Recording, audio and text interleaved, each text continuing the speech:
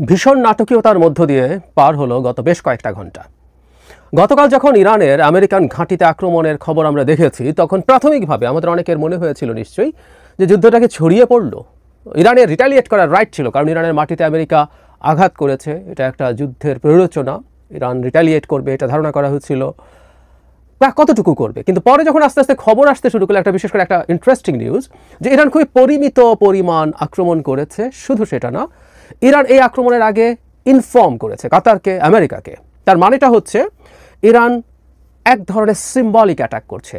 এই খবরটা পাওয়ার সাথে সাথে মনে হলো, তখন আমরা বেসিক যারা এইসব খোঁজ খবর রাখি তারা তখন বুঝতে পারি যে এই যুদ্ধটা আসলে খুব লম্বা সময় চলবে না, এবং প্রত্যাশিতভাবে খুব অল্প সময়ের মধ্যে ডোনাল্ড ট্রাম্প তার সোশ্যাল মিডিয়া হ্যান্ডেল, তার ব্যক্তিগত যেটা ট্রুথ সোশ্যাল, সেখানে স্টেটমেন্ট দিয়ে জানিয়েছেন যে দুদেশই সিজফায়ারের জন্য বা যুদ্ধবিরতির জন্য রাজি হয়েছে, এবং পরবর্তীতে আমরা দেখলাম দুই দেশের পক্ষ থেকেই এটা অ্যাগ্রি করা হয়েছে। তার মানে 12 দিন চলার পর এই সংঘর্ষ, এটা যুদ্ধ না টেকনিক্যালি, এই সংঘর্ষ আপাতত থামলো। মানে এই প্রশ্নটা সবসময় সিজফায়ারের ক্ষেত্রে আসে যে সিজফায়ারটা কতটুকু এফেক্টিভ হবে। মানে সবচেয়ে বড় ব্যাপার, ইসরায়েলের সিজফায়ার না মানার দীর্ঘ ইতিহাস আছে, কিন্তু এবার ইসরায়েল সম্ভবত সিজফায়ার অ্যাটলিস্ট ফর টাইমিং মোটামুটি একটা লম্বা সময়ের জন্য মানবে। আমরা একটু এবার হিসাব নিকাশ করি। মানে হিসাব নিকাশ সবাই করছে, সারা পৃথিবীতেই হচ্ছে, আমাদের দেশে তো এই হিসাবটা খুবই সিরিয়াসলি দেখা হচ্ছে যে এই পর্যায়ে যেখানে আমরা দাঁড়িয়ে আছি, কে হারলো কে জিতলো, তিনটা শক্তি এখানে ইনভলভ। প্রথম ইসরায়েল ইরান ফাইট করলো, পরে আমেরিকা ইনভলভ হলো, এবং আমেরিকা নিজে আক্রমণ করার মাধ্যমে এই সংঘর্ষে একটা পক্ষ হিসাবে নিজেকে হাজির করলো। তাদের মধ্যে কার কি অবস্থা সেই হিসাব নিকাশ করা দরকার আছে। আমরা একটু যদি করি, এমনি আগে একটা কথা আমি বলেছি বহুবার, কিছুদিন আগে একটা টিভি চ্যানেলের টক শোতে স্পেসিফিক্যালি জিজ্ঞেস করা হয়েছিল যে যুদ্ধ কতদিন চলবে। আমি সেখানে জবাব দিয়েছিলাম যে যুদ্ধ বেশি দিন চলবে না, যুদ্ধ বেশি দিন চলা সম্ভব না। আমি আমার ভিডিওতেও, যারা নিয়মিত দেখেন তারা জানেন, সেটা হচ্ছে মিসাইলের পাল্লায়, মিড রেঞ্জ মিসাইলের পাল্লায় থাকা দুটো দেশ ইতিহাসে এই প্রথমবারের মতো এই ধরনের যুদ্ধ করছে। এই ধরনের যুদ্ধ করার জন্য যে প্রয়োজনীয় অস্ত্র, মানে ইসরায়েল তার ফাইটার নিয়ে যাচ্ছে ক্রমাগত, সেখানে বমিং করে আসছে, ইরান তার বিভিন্ন মিসাইল, ড্রোন, ক্রুজ এবং ব্যালিস্টিক মিসাইল এসব দিয়ে হিট করছে, কোনোটার ক্ষেত্রে এগুলো অনেক বেশি তাদের আছে তা না। দুটো দেশের বর্ডার ছাড়া খুব লম্বা সময়ের যুদ্ধ হওয়া, বিশেষ করে ডিস্টেন্সও এত বেশি। ইরানের আরও কাছাকাছি রেঞ্জের কোনো দেশ যদি হতো, টেকনিক্যালি যদি কাতার, কুয়েত এগুলো হতো, সেগুলো আরও বেশি হতে পারতো, কারণ সেখানে শর্ট রেঞ্জের মিসাইল দিয়ে সে অ্যাটাক করতে পারতো, টেকনিক্যালি বলছি। সো এই যুদ্ধটা আসলে খুব লম্বা সময় চলাও সম্ভব ছিল না, কারো দিক থেকেই সম্ভব ছিল না। কারণ ইসরায়েল হয়তো তার ইরানকে বমিং করার জন্য তার যথেষ্ট পরিমাণ সাপোর্ট, কারণ ইসরায়েলের বমিংগুলো খুব ইজি ছিল। ইরানের এয়ার ডিফেন্স সিস্টেম বলতে আসলে আদতে আমরা কিছু অন্তত ব্যবহৃত হতে দেখিনি। তাদের S-300 সম্ভবত আছে, রাশিয়ান প্রযুক্তির টপ, মানে তাদের যেটা টপ আর কি। রাশিয়া এখন অ্যাডভান্স 400 ইউজ করে, 500 S-500ও একটা আনছে। যাই হোক, তো অন্তত ইসরায়েলের ফাইটারগুলোকে কোনো বিপদে পড়তে দেখিনি। ফলে ইরানে বমিং করা ইসরায়েলের জন্য সহজ ছিল, কিন্তু ইসরায়েলের বিপদ ছিল অন্য জায়গায়। সে যে ইরানিয়ান মিসাইল ইন্টারসেপ্ট করছে, তার যে এয়ার ডিফেন্স সিস্টেম, তার মিসাইলের শর্টেজ শুরু হয়েছিল। ফলে ইরান ইসরায়েলকে অনেক বেশি হিট করতে পারছিল পার্সেন্টেজ হিসাবে, এটা ইসরায়েলের জন্য প্রবলেম। সো এই যুদ্ধটা খুব বেশি সময় চলার কথা ছিল না। এখন যেটা দাঁড়ালো যে আমেরিকা ইরানের 3টা যে নিউক্লিয়ার স্থাপনা আছে, 3টাতেই আক্রমণ করেছে।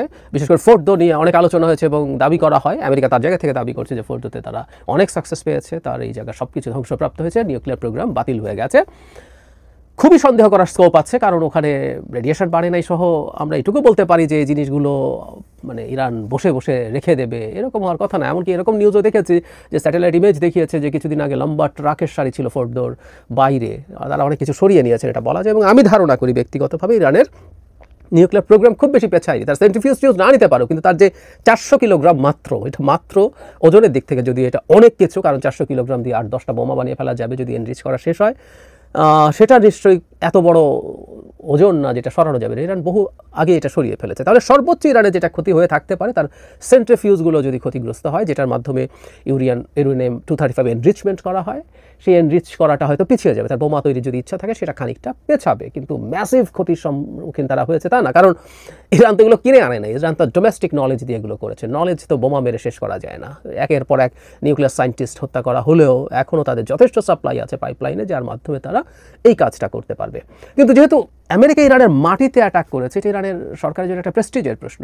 এর আগে আমি আপনাদের জানিয়েছিলাম, আপনাদের মনে থাকার কথা, ট্রাম্প আগের মেয়াদে কাসেম সুলেমানিকে যখন ইরাকে ড্রোন থেকে হত্যা করেছিল, IRGCর চিফ, তখনও ইরান আমেরিকান বেইসে রিটালিয়েটারি সিম্বলিক অ্যাটাক করেছে। এবারও সেই রকম, মানে সম্ভবত 14টা মিসাইল তারা কাতারে এবং ইরাকে থাকা বেইজে করেছে।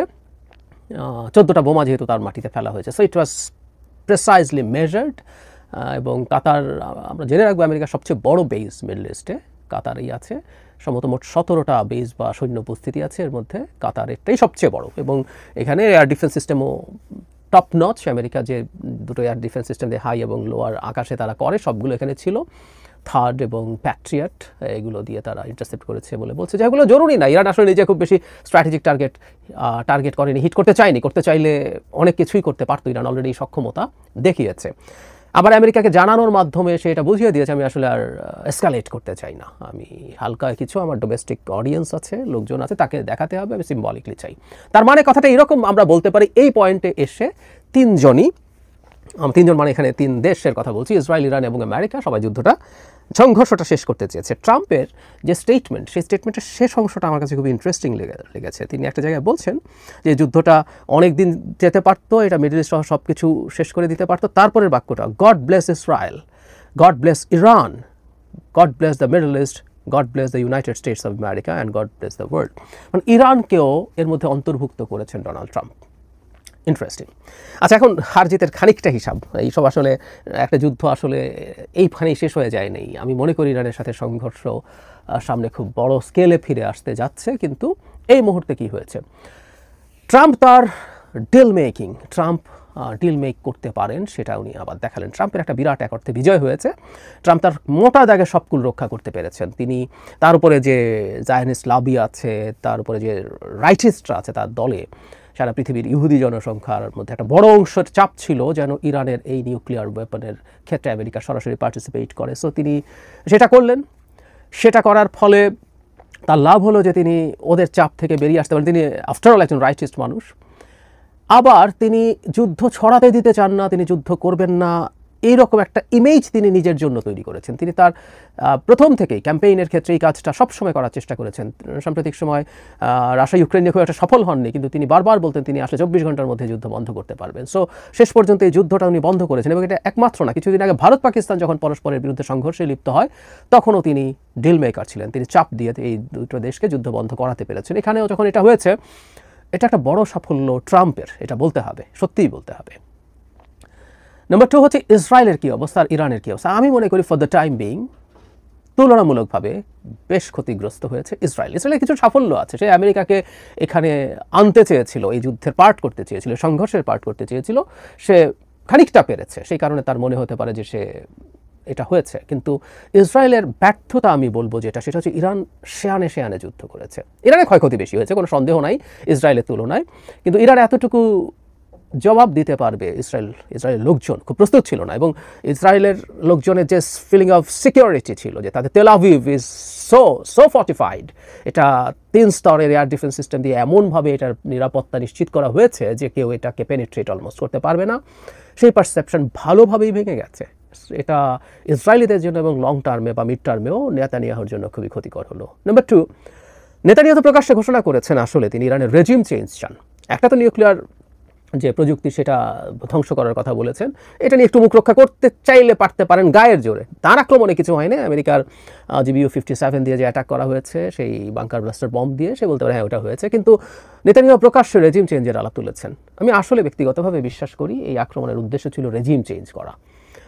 নিউক্লিয়ার স্থাপনা যে পরিমাণ ডেপথে থাকে, সেটা আসলে ইসরায়েলের সক্ষমতা ছিল না। এমনকি আমেরিকারই আছে কি না সেই আলাপ এখনও আছে এই যাবতীয় আক্রমণের পর। তো তাহলে তিনি তো রেজিম চেঞ্জ করতে পারেননি, পাল্টা তিনি এটা বাস্তব করে তুললেন। জনগণ দেখল Israel is not that protected. So Israel, এই 3 জনের মধ্যে আমি মনে করি নেতানিয়াহু এবং ইসরায়েল তুলনামূলকভাবে খারাপ অবস্থানে আছে। একেবারে ডিজাস্টার হয়ে গেছে, পরাজিত হয়েছে এভাবে বলবো না, খারাপ অবস্থানে আছে।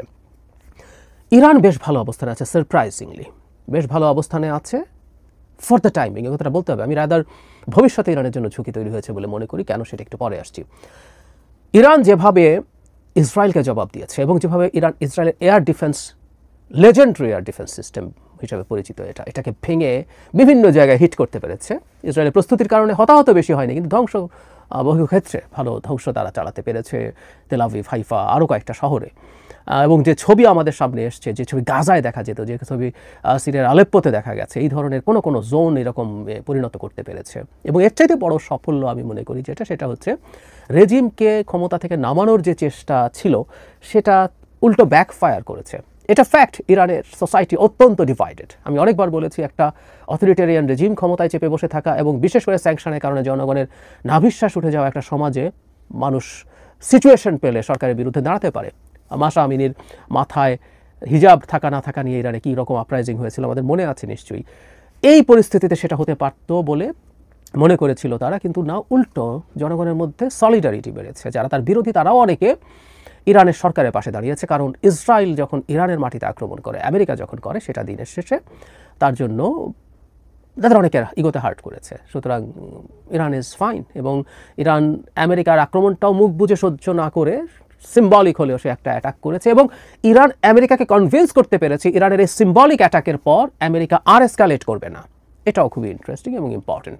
ডোনাল্ড ট্রাম্প এটা নিয়েছেন, এটা তিনি ডিসঅ্যাগ্রি করেন নাই। আমেরিকার মতো পরাশক্তি রিটালিয়েট করার পর আবার এসকালেট করার কথা, এসকালেশন লেটারে উপরের দিকে উঠে যাবে, এরকম অনেকের টেন্ডেন্সি থাকতো, কিন্তু ট্রাম্প সেটা করেননি, এবং ইরান ট্রাম্পের সাথে এই নেগোসিয়েশনটা করতে পেরেছে। সব দিক মিলিয়ে ইরানেরও একটা খুবই খুবই ভালো অবস্থান আসলো। আর এখানে কয়েকটা বাই প্রোডাক্ট আছে। ইরান যদি আসলে মানে স্যাংশনে না থাকতো, ইরানের অস্ত্রের একটা ভালো বাজার তৈরি হতে পারত। ইরানের নিজের প্রযুক্তির ব্যালিস্টিক মিসাইল অসাধারণ সফল হয়েছে, তার ড্রোন তো আগেই টেস্টেড, শাহেদ 136 রাশাকে দিয়েছিল, এবারও সেগুলো ইউজ করেছে, তার ক্রুজ মিসাইল আছে, এটা হতে পারত। আরেকটা বড় লাভ হলো মধ্যপ্রাচ্যে বড় স্কেলে যখন এই সমস্যা তৈরি হলো, আমি মনে করি আমেরিকান অস্ত্র ব্যবসায়ীদের একটা বিরাট সুবিধা তৈরি হয়েছে। খেয়াল করুন আপনারা, যে আমি আবার বলছি, ইরানের একটা ঝুঁকি আছে, শেষের দিকে আসবো। সেটা হচ্ছে ইরানের যে মিলিটারি বা মিসাইল ক্যাপাবিলিটি দেখা গেল, সেটা ইসরায়েলকে সে যা করতে পারলো, এখন মিডল ইস্টের অন্য দেশগুলো তার এই রেঞ্জ, ক্ষেপণাস্ত্র রেঞ্জের পাল্লায় আরব দেশের প্রায় সবগুলোই আছে। এখন তারা ভয় পেতে শুরু করবে, তারা তাদের অ্যাটলিস্ট এয়ার ডিফেন্স সিস্টেম তারা অনেক আপগ্রেড করবে, তারা ইরানের সাথে ফাইট করার জন্য শক্তি সঞ্চয় করবে, এবং ইসরায়েলের যে ফাইটারগুলো ওখানে ভালো পারফর্ম করতে পেরেছে, ইসরায়েলেরগুলো আমেরিকার F-35 অনেক লিডিং রোল প্লে করেছে, ওটার বিক্রি বাড়বে, আমেরিকার এয়ার ডিফেন্স সিস্টেম চাইবে, ফলে আমেরিকার মিসাইল চাইবে, ফলে দিনের শেষে অস্ত্র ব্যবসার একটা দুর্দান্ত মৌসুম সামনে আছে মিডল ইস্টে, এতে কোনো সন্দেহ নেই। ইরান নিয়ে যে কথাটা বলতে চাইছিলাম সেটা বলে শেষ করি। ইরান তার এত সক্ষমতা দেখানো তার জন্য একটা ঝুঁকি হয়তো তৈরি করছে। ইরান এত সক্ষম একটা ইরান, আমি নিউক্লিয়ার ক্যাপাবিলিটি সরিয়েও রাখি, তার কনভেনশনাল ওয়েপনে, বিশেষ করে মিসাইল টেকনোলজিতে তার যে অবিশ্বাস্য এক্সপার্টিজ তৈরি হয়েছে, এই সক্ষমতার ইরানকে মাঠে থাকতে দেবে এইভাবে ইসরায়েল এবং আমেরিকা? এবং শুধু সেটা না, এই মুহূর্তে ইরানের প্রক্সিগুলো হেজবুল্লাহ, হামাস, হুতি অনেক দুর্বল অবস্থায় আছে। সময় গেলে তারা আবার শক্তি সঞ্চয় করবে। তাহলে কি খুব বেশি দিন না, অল্প সময়ের মধ্যে ইরানের অভ্যন্তরীয় নানান রকম ঘটনা ঘটতে পারে।